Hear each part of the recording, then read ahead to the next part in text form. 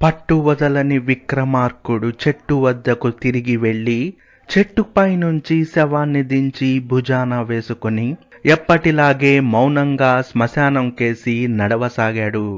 అప్పుడు శవంలోని బేతాళుడు, రాజా, తలపెట్టిన కార్యం ఎన్ని కష్టాలకైనా ఓర్చి సాధించి తీరాలన్న నీ పట్టుదల ప్రశంసనీయమైనదే. కాని నువ్వు చేపట్టిన కార్యం నీకోసమా లేక కపటవర్తనులైన మరెవరి కోసమా అన్నది నాకు తెలియదు. సమర్థులు, తెలివైన వారు కూడా ఒక్కొక్కసారి కపట స్వభావుల మాయమాటలు నమ్మి మోసపోతూ ఉంటారు. ప్రతిభా సంపన్నులైన ఇద్దరు యువకులను జనవంద్యుడనే ఒక తపస్వి మాయమాటలతో వంచిన కథ చెబుతాను, శ్రమ తెలియకుండా విను అంటూ ఇలా చెప్పసాగాడు. హాయ్ ఫ్రెండ్స్, ఈ కథ గనుక మీకు నచ్చినట్లయితే లైక్ చేయండి అండ్ కామెంట్ సెక్షన్ లో ఈ కథలో మీకు నచ్చిన విషయం గురించి రాయండి. అంతేకాదు మన ఛానల్ కి ఎవరైనా కొత్తగా వస్తే దయచేసి సబ్స్క్రైబ్ చేయండి అండ్ బెల్ ఐకాన్ ని నొక్కడం మర్చిపోవద్దు. Friends, let's continue. రాముడు పండితుడు, భీముడు మల్లవీరుడు, సోముడు జల విన్యాసాల్లో ఉద్దండు. ఈ ముగ్గురు యువకులు తమ విద్యలను ప్రదర్శించడానికి వెళ్ళినప్పుడు వజ్రపురంలో కలుసుకొని మిత్రులయ్యారు.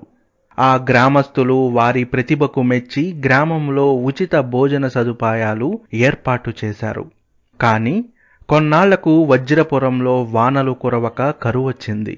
ముగ్గురు మిత్రులు కాయకష్టం చేయడం ఇష్టం లేక వేరే ఊరు వెతుక్కుంటూ వెళ్లి శ్రీనగరం చేరారు.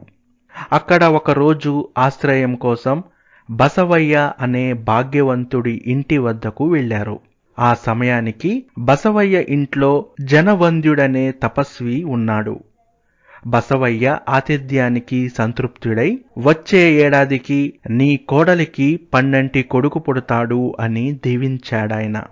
ఆ మాట విని బసవయ్య ముఖం చిన్నబోయింది. ఆయన భార్య విమలమ్మ, స్వామి, మాకు సంతానం లేదు. మీ దీవెనతో మాకు కొడుకు పుట్టినా వాడి పెళ్లి 20 ఏళ్ల తరువాత కదా అని బాధపడింది. జనవంద్యుడు క్షణంపాటు కళ్ళు మూసి తెరిచి, నేనలా దీవించడం దైవ సంకల్పం. ఒక యోగ్యుడైన యువకుణ్ణి దత్తత చేసుకొని పెళ్లి జరిపించండి. ఏడాదిలో మీ కోడలు మనవడుని ఎత్తుకుంటుంది అన్నాడు. బసవయ్య వెంటనే దత్తత చేసుకోవాలని మేము అనుకున్నాం, కాని యోగ్యుడెవరో తెలుసుకునేదెలా అన్నాడు. అప్పుడే రాముడు, భీముడు, సోముడు ఆ ఇంటి తలుపు తట్టారు. వాళ్ళు తమ గురించి చెప్పేలోగా జనవంద్యుడు ఒక్కొక్కరిని పేర్లతో పిలిచి, ఉన్న ఊళ్ళో కరువొచ్చి కాయకష్టం చేయడం ఇష్టం లేక మీ ప్రతిభకు తగ్గ పని వెతుక్కుంటూ వచ్చారు, అవునా అన్నాడు. ముగ్గురు మిత్రులు తెల్లబోయి, తమరు మహానుభావులు, మీ దర్శనం మా అదృష్టం. మా గురించి అన్నీ తెలిసిన తమరే మాకు తరుణోపాయం చూపాలి అంటూ ఆయనకు నమస్కరించారు. జనవంద్యుడు వారితో, భాగ్యవంతుడైన ఈ బసవయ్యకు సంతానం లేదు. దశరథ పర్వతం మీద వశిష్ఠ వృక్షానికి కాసిన పుత్రకామేష్టి ఫలం తింటే ఇతడి భార్య సంతానవతి అవుతుంది. అయితే ఆ పర్వతం పశ్చిమ దిశలో లేదు. తక్కిన 3 దిశలలో ఎక్కడ ఉన్నది నాకు తెలియదు. మీరు ముగ్గురు 3 దిక్కులకు వెళ్ళి ఆ ఫలాన్ని అన్వేషించండి. ఫలం తెచ్చిన వారికి బసవయ్య ఆస్తిలో సగమిస్తాడు. 2 మాసాల్లో ఫలం ఎవరికీ దొరక్కపోతే ఫలాన్వేషణలో అందరికంటే ఎక్కువ కష్టపడ్డవాణ్ణి ఆయన దత్తత చేసుకుంటాడు. ఫలాన్వేషణలో ముగ్గురికి ఉపాధి లభిస్తుంది అన్నాడు. మిత్రులు ముగ్గురు ఫలాన్వేషణలో తలో దిక్కుకు బయలుదేరారు. ఉత్తరం వైపు వెళ్లిన రాముడు దశరథ పర్వతం గురించి వాకపు చేస్తూ వంచనుడనే భూస్వామి వద్దకు వెళ్ళాడు. ఆయన అతడి ప్రయాణం గురించి విని, దశరథ పర్వతం వివరాలు నిజాయితీ పరులకు, తెలివైన వాళ్లకు మాత్రమే చెప్పాలని నియమం. నువ్వు 6 వారాలు నేను చెప్పిన పని చెప్పినట్టు చేసి నమ్మకస్తుణ్ణి అని నిరూపించుకో. తర్వాత నువ్వు తెలివైన వాడివనిపిస్తే ఆ పర్వతం వివరాలు చెబుతాను అన్నాడు. ఆ మాట నమ్మిన రాముడు సరేనని ఆయన వద్ద పనిలో చేరాడు. పంచనుడతని చేత రోజూ పెరడంతా ఊడిపించేవాడు, నీళ్లు తోడించేవాడు, కట్టెలు కొట్టించేవాడు. అవేవి తనకు ఇష్టం లేకపోయినా కార్యసాధన కోసం 6 వారాలు గొడ్డు చాకిరీ చేశాడు రాముడు. ఆ తరువాత అతడు పర్వతం ఆచూకీ చెప్పమంటే 6 వారాల్లో నమ్మకస్తుడు అని రుజువు చేశావు. కాని ఇప్పుడు దశరథ పర్వతం వివరాలు చెబితే వెంటనే వెళ్ళిపోగలవు. మరి ఇంత నమ్మకస్తుడైన పనివాణ్ణి వదులుకుంటానా? ఆ మాత్రం గ్రహించలేని నీ తెలివి ఏం తెలివి? నీకు దశరథ పర్వతం వివరాలు తెలుసుకునే అర్హత లేదు అన్నాడు వంచనుడు. ఆయనకు పర్వతం గురించి ఏమీ తెలియదని, తను మోసపోయానని గ్రహించిన రాముడు ఉసూరుమంటూ శ్రీనగరానికి తిరుగు ప్రయాణమయ్యాడు. దక్షిణం వైపు వెళ్లిన భీముడు విచిత్రపురమనే గ్రామం చేరుకొని తన మల్ల విద్యను ప్రదర్శించాడు. సంతోషించి గ్రామస్తులతన్ని అక్కడే స్థిరపడమన్నారు. ప్రస్తుతం తను వచ్చిన కార్యం గురించి చెప్పి భీముడు అందుకు తిరస్కరించాడు. దానిని విన్న శిలాద్రుడనేవాడు, మా గ్రామానికి కొంత దూరంలో దుర్గమమైన పర్వత శ్రేణి ఉంది. నేనొక పర్వతారోహకుణ్ణి. ఆ పర్వతాల విశేషాలు తెలుసుకునేందుకు నీలాంటి బలశాలి తోడు కోసం చూస్తున్నాను. నువ్వు సరేనంటే బయలుదేరదాం. వాటి మధ్యలో దశరథ పర్వతం ఉండవచ్చు అన్నాడు. అది తనకు నచ్చినది, వీలైనది కావడంతో అందుకు భీముడు సరేనన్నాడు. మరునాడే ఇద్దరూ కలిసి పర్వత శ్రేణికేసి బయలుదేరారు. ఆ దారి దుర్గమము, ప్రమాదకరము అయినది. ఎగుడు దిగుడు దారి, క్రూర మృగాల బెడద, విషసర్పాల బెడద. ఆహార సంపాదనకు కష్టపడేవారు. ఇలా 6 వారాలు కష్టపడి యాత్ర ముగించి తిరుగు ప్రయాణమయ్యారు. విచిత్రపుర గ్రామస్తులు వారికి ఘన స్వాగతం చేశారు. దశరథ పర్వతం జాడ తెలియకపోయినా తను బాగానే కష్టపడ్డానన్న తృప్తితో భీముడు శ్రీనగరానికి తిరుగు ప్రయాణమయ్యాడు. ఇక తూర్పు దిశగా వెళ్లిన సోముడు మకరావళి నదీ తీరాన ఉన్న జలపురం చేరుకొని జల విన్యాసాలతో గ్రామస్తుల్ని రంజింపచేశాడు. సంతోషించిన గ్రామస్తులతన్ని అక్కడే స్థిరపడమంటే ప్రస్తుత పరిస్థితిని చెప్పి తిరస్కరించాడు. అప్పుడతడి కథ విన్న మకరుడనేవాడు, ఈ నదిలో 2 వారాలు ప్రయాణం చేస్తే ముసళ్ల ద్వీపం చేరుకోవచ్చు. ఆ ద్వీపంలో దశరథ పర్వతం ఉండొచ్చు. కాని నది మధ్యలో ముసళ్ళెక్కువ. వాటి భయంతో ఇంతవరకు ఎవరూ ఆ ద్వీపం చేరి సాహసం చేయలేదు. నేనొక నావికుణ్ణి. ఆ ద్వీపం విశేషాలు తెలుసుకోవడానికి నీ వంటి జల నిపుడి తోడు కోసం చూస్తున్నాను. నువ్వు సరేనంటే బయలుదేరదామన్నాడు. సోముడు సమ్మతించడంతో వాళ్ళిద్దరూ మకర ద్వీపం కేసి పడవలో ప్రయాణమయ్యారు. 2 రోజుల ప్రయాణం తరువాత నదిలో ముసళ్ల బెడద మొదలయ్యింది. సోముడు జలచరాలను మించిన జల విన్యాసాలు చేసి ముసళ్లను బెదరగొట్టి తరిమాడు. అలా 2 వారాలు ప్రయాణం చేశాక వాళ్ళు ముసళ్ల ద్వీపం చేరుకున్నారు. వెంటనే అక్కడున్న కొందరు వాళ్లను చుట్టుముట్టి తమ రాజు ముసలన్న వద్దకు తీసుకువెళ్లారు. ముసలన్న వారి కథ విని, మా దేవత ముసలమ్మ. ముసళ్ల కొలను మధ్యలో ఆమె విగ్రహం ఉంది.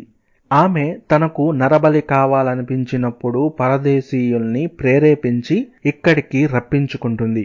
మీరు అలా వచ్చినవారే. మిమ్మల్ని ముసళ్ల కొలంలో వేస్తాం. మా దేవత ముసలి రూపంలో వచ్చి మిమ్మల్ని ఆహారంగా స్వీకరిస్తుంది అన్నాడు. సోముడా మాటలు విని, నాది ఒక్కటే విన్నపం. తమరు నన్ను ముందు ముసళ్ల కొలనులో వేయించండి. దేవత నన్ను కరుణిస్తే కొలను మధ్యలో ఉన్న విగ్రహానికి సాష్టాంగపడి వస్తాను. ఒకవేళ నేను ముసలమ్మకు ఆహారమైతే నా మిత్రుణ్ణి కూడా కొలనులో వేయించండి అన్నాడు. ఆ మాటకు ముసలన్న మనసులో నవ్వుకుని దగ్గరుండి సోముణ్ణి ముసళ్ల కొలంలో వేయించాడు. ఆ వెంటనే ఒక పెద్ద ముసలి పెద్దగా నోరు తెరిచి అతడి మీదకొచ్చింది. సోముడు పలు రకాల జల విన్యాసాలు చేసి ఆ ముసలిని తరిమేసి కొలను మధ్యలో చేరి అక్కడున్న ముసలమ్మ విగ్రహానికి సాష్టాంగపడి తిరిగి వచ్చాడు. ఆ దృశ్యం చూసిన ముసలన్న, మీకు మా దేవత దీవెనలున్నవి. మీకు అతిథి మర్యాదలు చేసి పంపడం నా విధి. మీకు ఇష్టమైనన్ని రోజులుండి దశరథ పర్వతం గురించి వెతకండి అన్నాడు. 2 వారాలు అన్వేషించాక ఆ దీవిలో దశరథ పర్వతం లేదని తేలింది. బాగానే కష్టపడ్డానన్న తృప్తితో సోముడు శ్రీనగరానికి తిరుగు ప్రయాణమయ్యాడు.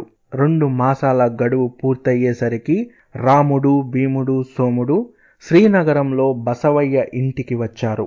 అప్పుడక్కడ జనవంద్యుడు కూడా ఉన్నాడు.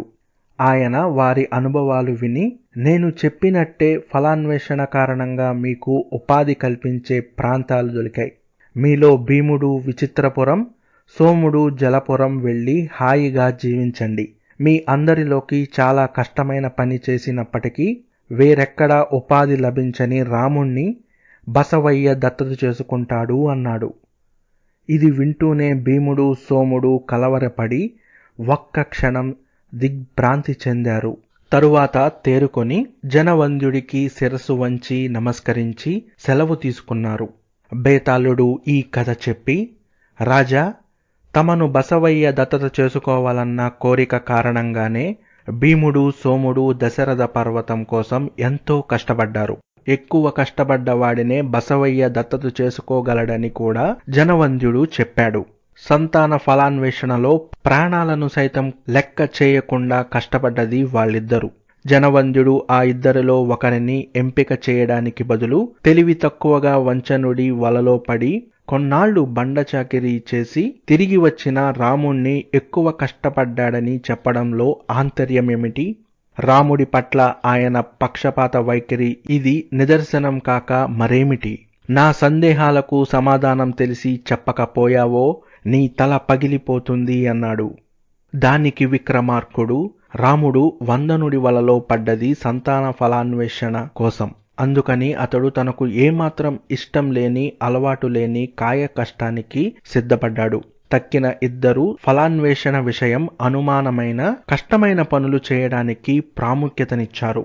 వాళ్ళు చేసినవి కష్టమైన పనులే, కానీ వారికవి ఇష్టమైనవి, పేరు తెచ్చేవి, వాళ్ల సామర్థ్యాన్ని నిరూపించేవి. ఇష్టముంటే ఎంత కష్టమైన పనైనా సులభమే, ఇష్టం లేకుంటే ఎంత సులభమైన పని అయినా కష్టమే. ఆ విధంగా కష్టమైన పని చేసిన వాడు రాముడు. అందుకే జనవంద్యుడు అతన్ని ఎంపిక చేశాడు. ఇందులో ఎలాంటి పక్షపాతమూ లేదు. పైగా ఇద్దరి శ్రమ వృధా కాలేదు, ఉపాధికి దారి చూపాయి. మొదట ఆశ్చర్యపోయినప్పటికీ తరువాత దీనిని గ్రహించడం వల్లే వారు తపస్వికి కృతజ్ఞతతో శిరస్సు వంచి నమస్కరించారు అన్నాడు. రాజుకు ఈ విధంగా మౌనభంగం కలగగానే బేతాళుడు శవంతో సహా మాయమై తిరిగి చెట్టెక్కాడు.